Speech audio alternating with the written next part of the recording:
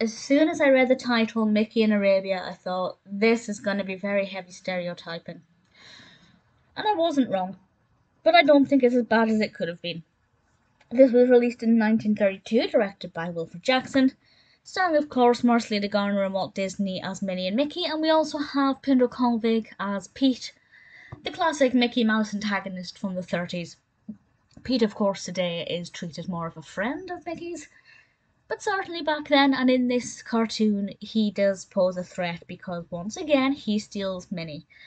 The general setup is similar to pretty much every encounter Minnie and Mickey had with Pete around this time. Pete would steal Minnie, it would be up to Mickey to try and save her.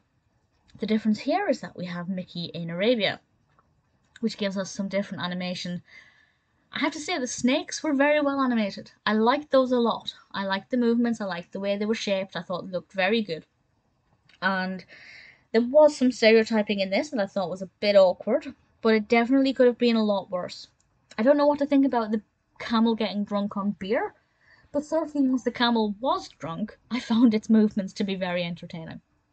So I thought it was a an interesting setting, a different location, just something a little bit different from the many times Pete had stolen Minnie in a pub or in a beer garden or somewhere like that. We have a different location now.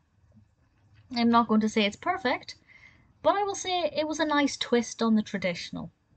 And it kept me engaged, it kept me entertained. It wasn't as stereotypical as it could have been. There are some Disney shorts from around this time that are very, very questionable. I wouldn't say that this one is one of it, but certainly if this was released today, it would be done very differently. Having said that, I can't imagine it would be released today.